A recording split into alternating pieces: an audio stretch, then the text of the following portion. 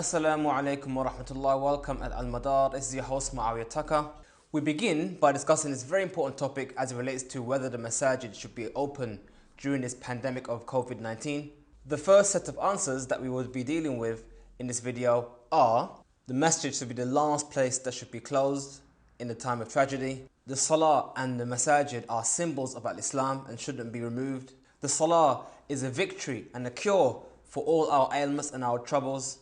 The Masaajid are a source of safety and tranquility and not a place of anxiety, fear and panicking. Firstly, I'd like to say that this very important point that the Masaajid should be the last place to close, I 100% agree with that.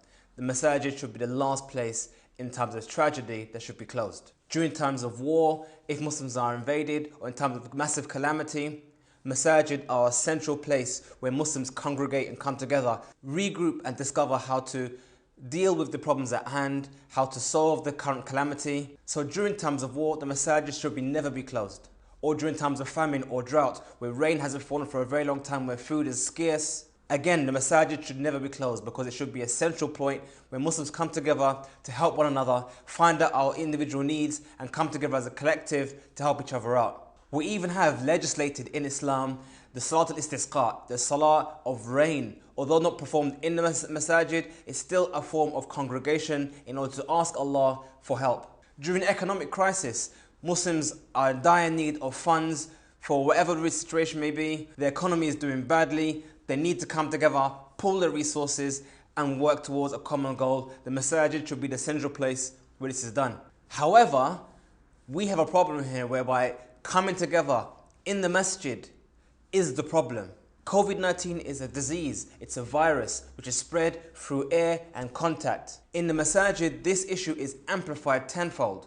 Almost all Masajid have plenty of smooth surfaces, hard surfaces where the virus could live and exist for many hours, even days.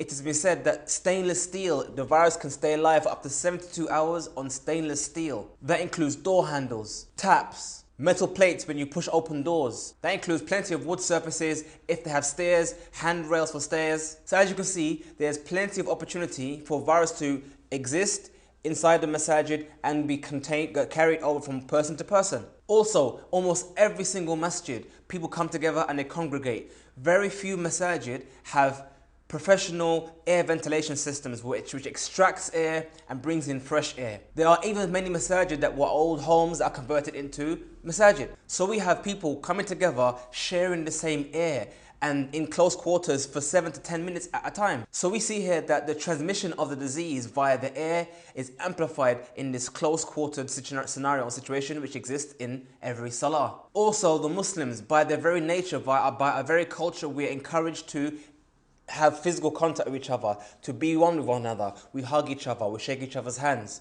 Even in some cultures, they kiss each other. Now, bear in mind, these things can be mitigated. It could be said, Muslims, do not do so when you're at the Masajid. But what you can see here, that the very moment of Muslims coming together in a single place, it is extremely difficult to make sure that people follow the rules. It is even said that one of the major scholars, someone came to him recently to shake his hand and the Shaykh refused, highlighting that the Mashaykh, the scholars, definitely understand the threat at hand and take necessary precautions. So as you can see, this very first point here, that the Masajid should be the last place that closes, we 100% agree, and this is 100% fact, except when the masjid is the source of the calamity. Also, the case that the Salah is a cure, no doubt the Salah is a cure. It's a means to remove social anxiety, personal anxiety, fears, and even to help an individual increase their own physical health and well-being. However, Allah has never legislated an act of worship that causes physical bodily harm.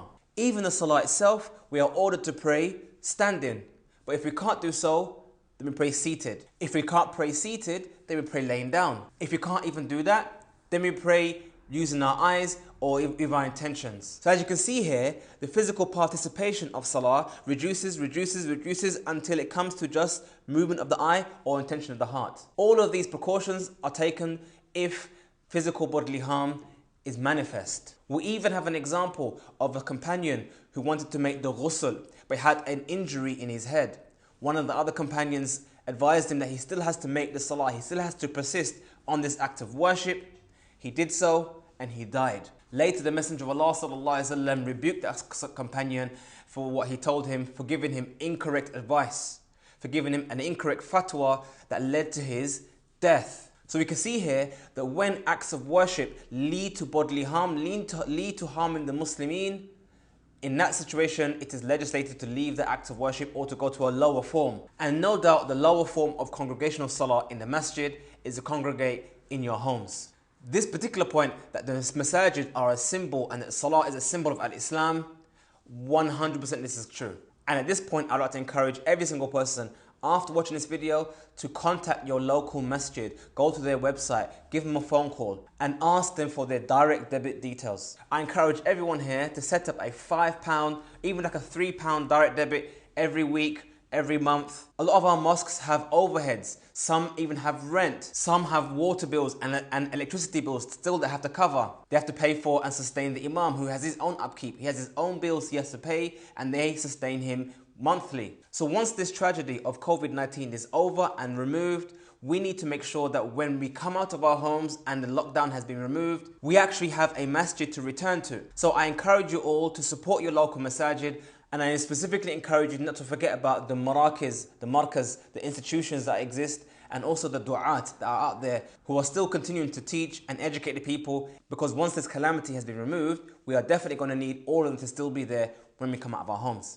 I would like to conclude this video by encouraging everyone that although we can't pray in the masajid, that doesn't mean we must neglect our obligations. We have never seen anything like this in the history of mankind, whereby the masajid across the globe have been closed. So we need to keep this spirit of praying in congregation alive. So I advise you all to make sure you do the adhan 5 times a day in your homes at the beginning of its time. Make sure you do the iqamah before you pray in congregation, and please also make sure that you pray in congregation with your whole family. This is the best time to learn about how to be the imam, what are the rules and regulations that you need to know in order to be the imam, what happens if you make a mistake in your salah, how to do the prostration of forgetfulness, and so on. Make effort to keep the spirit of salah and congregation alive, especially those who have children at home. We don't know how long this lockdown will continue, and I do suspect it will be for more than a few months. And especially those parents out there who have children, every week look for a video, a reminder of Islam, specifically for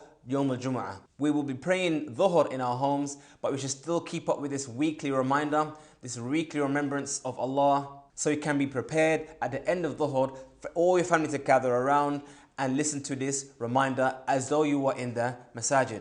And for those with the capability to deliver a small reminder themselves, maybe prepare something, go for a tafsir of an ayah or remembrance. These are the things we should need to do specifically during this time, the time when we hear more and more people that we know or we hear of who are passing away. This is not just a disease for the elderly, this is a disease that affects all of us. So stay safe and stay in your homes. Assalamu alaikum wa rahmatullah.